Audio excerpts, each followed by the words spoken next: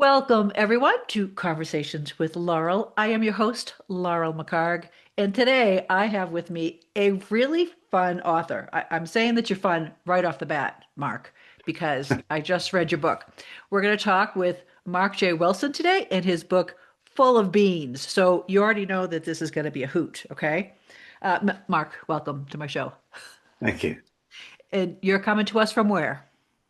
I live in Washington, D.C., so I'm coming to you live from Washington now. Oh, why Washington, D.C.? Move to Colorado. It's way nicer out here. I would in a heartbeat. Yes. Maybe next year.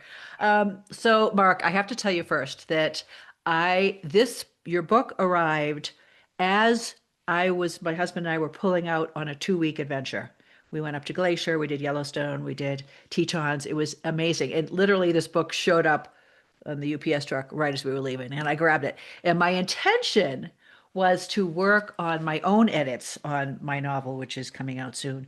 However, I ended up getting very engrossed in Phil Bean's adventures. So, first of all, tell us the story about how you came up with the title because it's pretty funny. Well, the title was kind of obvious in a way because the main character's name is Phil Beans. Yeah. Um, and full of beans is a just an idiom that describes someone with a lot of energy. Okay. And I think There was also a coffee maker involved, wasn't there? there was. So that's how I came up with Phil's name. So we had a coffee machine, and the beans didn't go down the chute particularly well. They would get stuck. And whether the hopper was full or empty, the machine would come up with the error message, fill beans. And one day we were standing, first thing in the morning getting our coffee, and turned to my wife and I just said, wouldn't Phil Beans be a great name for my time traveling detective? And of course, she just looked at me and said, yes, it would, sweetie. Yes, it And then would. I said, oh, now I've given him a name, I'm going to have to do it. So that was how it started. I absolutely love that. And so, like, people ask me sometimes, where do you get your inspiration? And I get my inspiration sometimes from the most mundane things, right? Yes, yeah, yeah. Fill, fill the beans. Oh But my then, of gosh, that's course, good. the title of the book just followed straight on from that. As soon as I'd given him a name, I knew what the book was going to be called, and it was Yeah, perfect. Absolutely snowballed perfect. from there, from that moment. Right. Yeah. So, all right. On the back of the book, first of all, again, I know you have a really good sense of humor, and I'm not sure who came up with all these, but this, and again, this sold me too. So, one of your characters in the book says it's not exactly bloody Shakespeare, right? But Yes. then in the back, this is funny. You read the best dang book I ever read. But before that, in very light print, it says, I wish it had been the best dang book I ever read. And then, as good as Douglas Adams. But before that, nowhere near as good as Douglas Adams. So you Yeah. had fun even I with the I had a lot back. of fun. There must have been a dozen or so of those that I put together because my publicist asked me, he said, who are we going to get to write the blurbs for the back of the book? And I said, well, I thought we could get the characters in the book to write them. And he said, oh, I don't know about that. Send some. So I sent him, a dozen or so, Yeah, and copied the publisher in, and they both just said, "This is brilliant. I love it." it is brilliant. And I loved it too. And again, it gives you a feel for what you're going to get into in the It book. does, yeah. So The kind of you humor that's yeah, that's in yeah. there, yeah. You've got British humor, shall we say? That's a lot of Um, British humor in there. Yeah. which is just so awesome and real and it just flowed. It was incredible. So the little blurb about you on the back, Mark is an old white man with a job nobody understands, and his other hobby is trains. So that came from the publisher asking me. She said, "We're going to need your bio for the back flap of the hardback." And I said, ugh, a bio. I'm not sure there's anything interesting about me. What do I have to write? And then I just wrote that paragraph being sarcastic. And she just wrote straight back and said, that's it. That's what we'll use. She And just again, copied and pasted it. it's perfect. So a job nobody understands. You have just written, and this is your debut novel, by the way, It is. a Yeah. highly readable novel. So tell us, help us understand this job that nobody understands. So if you had to give probably a an elevator pitch on this, right? Where you said, "What's your book about?" and you give this little spiel that's very easy to understand. Give us a little elevator pitch about what you do for a job. So I'm a scientist and I work in biopharmaceuticals. I work in gene therapy. We are working on a cure for Rett syndrome, which is a rare disease that affects young girls. They usually develop symptoms around the age of 2. I think most of them are probably in a wheelchair by the time they're about 10. So it's a pretty devastating, debilitating disease, and I work more on the sort of process and manufacturing side of the business. So that's where my 35 years in biotechnology comes in. So get the Yeah. product manufactured. I was going to ask you about that later, but since we're talking about it now, how did you focus in on Rett syndrome? Any people you know with it? Um, well, it's what the company they had a number of different products, and that was our lead product. And when we had to focus on one main thing, because at the moment, particularly funding is very difficult Yeah. in biotech, and we had to focus down on one program, and this was the one that really is going to make the biggest difference, I think, for what we have in our pipeline. All right. Yeah, I had to look it up because I hadn't heard of it before. I mean, And there's that, well, so, it's rare enough that most people won't have. Yeah. yeah, there are so many neurological diseases out there. It's like, Mhm. Yes. Yeah, what do it's you true. focus on? Yes. It's absolutely fascinating. And so the fact that you are this, bioengineer, uh, chemist, person in the hard scientist, and you just wrote this absolutely readable, fun, fascinating book about time travel It's what my is wife great. says about me that both halves of my brain are fighting for supremacy. So Yeah, yes, it's kind of like here's Phil Beans is your alter ego in a way. I think so. Yes. I think Yeah. so too because you obviously love time travel. I watched Mhm. you in another interview on a TV show, and you talked about Back to the Future and uh, um, what is that galaxy to the uh, The Hitchhiker's Guide to the Hitchhiker's Guide to the Galaxy. Yeah. Galaxy. Yeah, yeah. Yeah. And those time travel things that you've always loved and detective stories and all that. So you came up with the idea of time travel through Polaroid photos. Now, I have to tell you, I love this cover. It is Mhm. you've got Phil Beans jumping out of a Polaroid Yeah. Yeah. picture. It was a real team effort coming up with the design for the cover. It was It's a great. it's a I great love cover. the fact that I had so much creative control over the artwork and the cover, and I just worked with such good people, doing the design work and helping that idea come to life. It was So very. the idea of basically being able to look at a photo and dissolve into that place. How did you come Yes. up with that? So it started out really because I didn't want to invent a new time machine. Okay. Doctor Who has his TARDIS, Yeah, yeah, Marty McFly has the DeLorean, yeah. H.G. Wells had the original time machine. I do love the fact that the DeLorean is kind of portable. When you go back to 1955, you can drive around in it if it doesn't run Yeah, out of gas. yeah. But I wanted something portable, something that Phil could be anywhere, because in the end, you can get him into trouble and get him out of trouble again without having to navigate. So that was a big part of it. But the other big inspiration for that really was the thought that he could go back to when and where he needed to be, because he would have more immediate access to where he wanted to go. And the idea that he would gradually develop in the scene, I just immediately thought of an instant picture, just like, you used to sit and watch instant pictures develop. And then I thought, well, that's how he does it. He uses instant pictures to go back to when and where the picture was taken. And as soon as that idea came to me, it was quite easy at that point to build the time travel around that. Absolutely brilliant and unique. And I don't believe anyone has done that before. So I don't think so either. So, when it came to me, it was like, yeah, that's what I've got to do because it's that new, different. Yeah, I loved it. You obviously had fun with this. You had fun with I your did. characters, with your names, Chianti Cabanera, Havarti Frisk, of course, Phil Beans, Harbinger, Professor Sheep Shuffle, your groundskeeper Scrump. And again, some of these aren't Yeah. major characters in the book, but they add to the environment, they add to the fun. Mhm. Scrump, the Yes. groundskeeper, with his "keep off my fucking grass" sign. I mean. So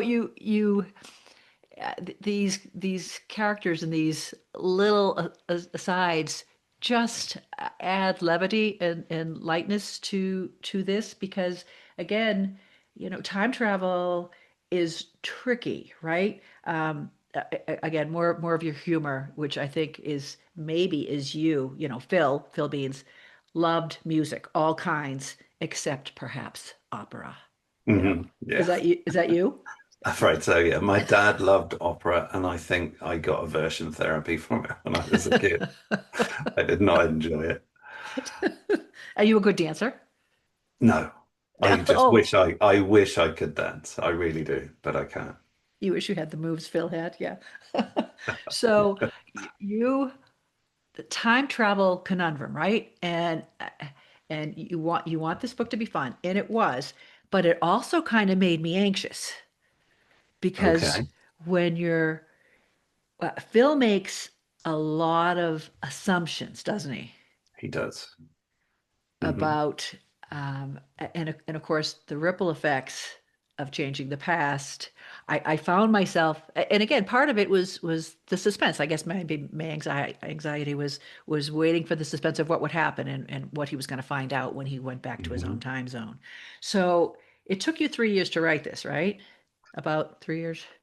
About that, it's been a almost 3-year project. Yes, All right. yeah. The How first did you draft took me a year, and then another year of editing, and then most of this year was getting it published. But yeah, it's a long time writing. how did you plot the back and forths? I used an enormous piece of graph paper. Graph paper. So you can imagine that being a scientist, graph paper is something I'm used to, and I had a 22-inch by 17-inch graph pad, and that was the first thing I reached for. And I got a pencil and an eraser, and I just started on the top left, fill now, and started to trace out where he was going to go. And then the second version, I divided it up into chapters, trying to work out what if he's here, then he goes there for chapter two, then he's here for chapter three. And I started to break it down into how the book would be structured. And I must have a stack of papers where it went through various iterations, that took into account changes that I needed to make in the book, and always trying to figure out where Phil was going to be and making sure that he didn't end up somewhere that he shouldn't be or couldn't be, just to make sure that he didn't bump into himself or encounter someone else if he was going to be in the wrong place and somebody else would already be there. So yeah, it was complicated because it was place and time all in one enormous drawing. So Yes, it yes, and was I it guess was maybe fun to that's do. that's kind of why I was anxious because he does Hmm. there are moments when he sees himself right Yes. in a different time and then Yeah. has to think very quickly sometimes about how He to he thinks quickly, but not always very well, not always very clearly. And I think you're right. right about the assumptions that he makes because I think that's one of the features of Phil is that he's a very smart guy Yeah. and he makes a lot of assumptions because he knows he's smart, so he thinks he can think it through. And then he works out that actually, no, yeah, he did not see that coming. So yeah, he does make a lot of assumptions. Are they assumptions that you would have made in those situations? Well, I kind of probably. think probably they're easy assumptions to make that anybody could miss what could happen. But I think that's part of the fun with time travel is that you probably can't ever really predict what's going to happen. If you Right. think anything that you would go back in time and change. And I think I came to the conclusion that really I don't think I would want the responsibility of going back and messing with time. It seems like you can't predict what might happen, what the subsequent future would look like. Right. And you deal with the ethics too, right? With the murder of Yes, his yeah. former That was professor. one of the fun things in the book, really, was Murder, the fun. idea that, yeah, what do you do if you go back in time? Is it unethical to change the past, or is it unethical to let a murder happen? So yeah, and Phil struggles with that, and then of course makes a Don't give decision away that any. turns Yeah. out not to be a good one because he Eh, gets back to his own time and he's made a mess of things. So Yeah. Yes. Yes. yeah. Absolutely. So you do a lot in this novel. You've got the Holly slash honey romance, right? So Yeah. here's a guy, Phil, who, maybe hasn't had great luck with women, and all of a sudden this really beautiful, you know, young woman, and is taken with him, hmm and he finds out things about her extracurricular activities. It's funny because for a while there, I kind of thought I wondered if anyone else was time traveling in this book. It was just a thought that popped into my mind. Right. Maybe for future thoughts. But yeah, the Holly Honey romance, poking fun at vegans. Oh my gosh, talk about that. I mean, there's a lot of people that I poke fun at in the book, but Yeah. yeah, I mean, one of the central places in the book is the vegan cafe. And I just love the idea that Phil would hang out at the vegan cafe, just hoping to get a chance to talk to Holly while she's waiting on tables. And for Phil not to be a vegan, Yeah. and then for Holly not to be one either. Yeah. It just seemed to me to be ripe for a little bit of humor there. But yeah, I think um, it's always something that I enjoy doing is poking fun at things that other people might take quite seriously. But Were, were you were you the class clown growing up? Or did you get in trouble because you were? I I once had a report at school that said Mark is a disruptive influence and also Oh, easily led. So all in oh. one go, I was both making trouble and getting into trouble. So yeah, I think I probably was a real pain for my teachers. And if anybody sees this who taught me, I'm so sorry. Uh, eh, I think I was and a of, nightmare. and of course, then they're like, "Oh, he's a bio scientist now," and I think maybe he was onto something. Okay. Oh my gosh, I remember in third grade at the lunch table, which was my third grade classroom. I remember I had learned how to bat my eyes, really, really, and I had everybody on my table laughing. And I was told to stop because we were supposed to be quiet at lunchtime, but I kept doing it and everyone kept laughing and we had to stay in for recess. So I Yeah. guess I was a bit of a troublemaker too. So one thing that happens along in this Holly Honey romance thing in the back and forth is that he does something, I won't say what, but it causes her to resent him. And so I'm wondering where that idea came from. And again, the idea that you do something good for someone and you expect them to be grateful, and instead it turns So into resentment because yeah, they so feel, I liked the idea of playing with the notion that if someone get rescued, um, that you then grateful to someone. Um, but that's not necessarily a good thing at the start of a new relationship. So I wanted to play with how that might impact things and how that could cause trouble for Phil. And obviously, if you can time travel and you realize that, you've done something that might jeopardize the one thing you want the most in the world, you would be very tempted to go back and try and fix things. So yeah, I mean, my wife was not keen on that part of the story. She didn't like that. She said that that didn't reflect well on Holly, that she would resent, or at least worry that she'd be resentful. Um, but I kind of played with that and tried to make that something that would upset Phil's world, make him question what he needed to do next.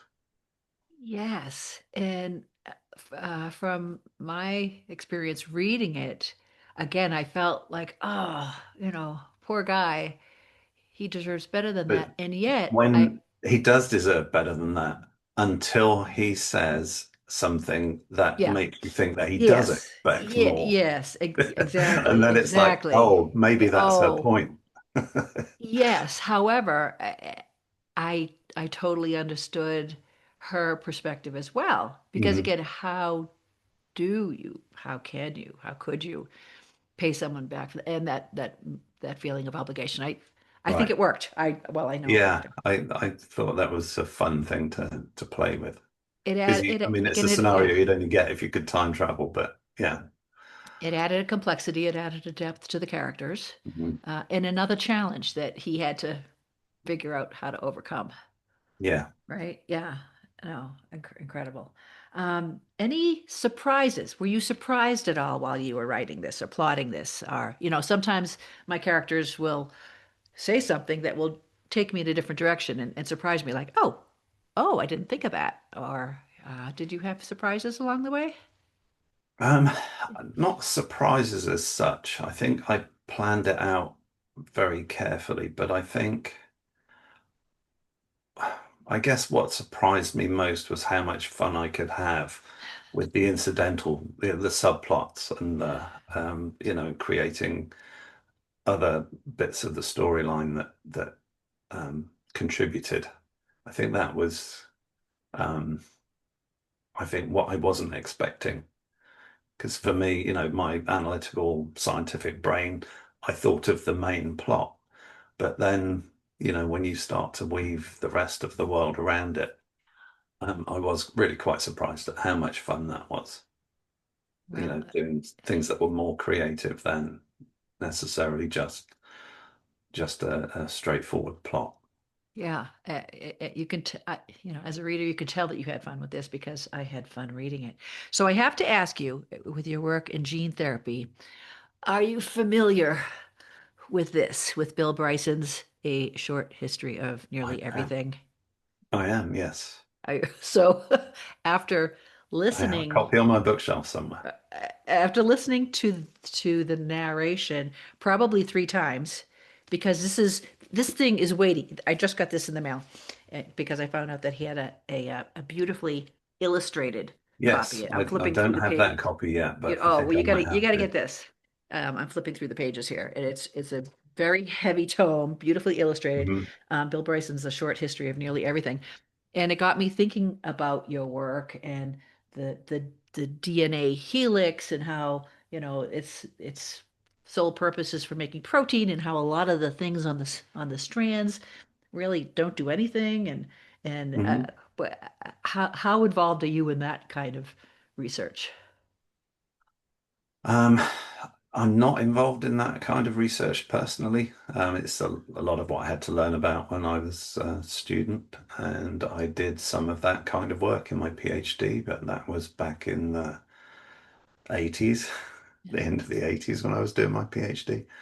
And kind of the biotechnology industry was really just getting going at that point, where they had only really just, before I did my PhD, they'd only really just started synthetically creating human genes so that they could alter them in very specific ways, so that they could investigate the effects of specific mutations, and then try to determine from that what would make a good drug and what wouldn't. It's the work I did. My PhD was on interferon. Was very novel at the time, Yeah. and now the stuff we're doing in gene therapy is still like science fiction to me. I do that for a living, but I still can't quite believe it's possible. It's kind of Did, funny. yeah, are we talking like designer genes? Are we talking about the ability to to find on in a So DNA the strand. way the product that we're working on for Rett syndrome Yeah. works is that we put the correct form of the gene into a virus. And the gene we use also has an element of regulatory control where there are bits of the DNA that can tell the gene when it gets into a cell whether it should express or not. And that's biology that is beyond anything I ever learned about. That's something that's, very recently been discovered. And we're already putting that into practice in a drug that we're in clinical trials with now. And that is just mind-boggling when you think that you can do that kind of thing now. Does any of that ability and research in that area scare you or give you pause? Um, I would say no overall. No, I think if it's carefully created and carefully investigated before it goes into people, then we can make sure that it's going to be safe. Yeah. Wow. There are a lot of things out there that I just hope you and people like you will find, cures for. And Mm, because, yeah, boy, yeah, yeah. the yeah. Oh my goodness. Well, I understand that there is a to be continued with Full Yes, of Beans. there is. So talk a little bit about that. So I think I can safely say that I'm not quite sure, I haven't worked out exactly, but in the few days that Phil goes back and forwards through time, that all the first book takes place in a single day. It starts out on the 18th of January 2023, and that's where it ends up. In between, Phil's gone backwards and forwards in time, and he's, spent a few days of his life. Um, but in that time, he hasn't learned an awful lot from his mistakes. So at the start of the second book, I think we're maybe 3 days later.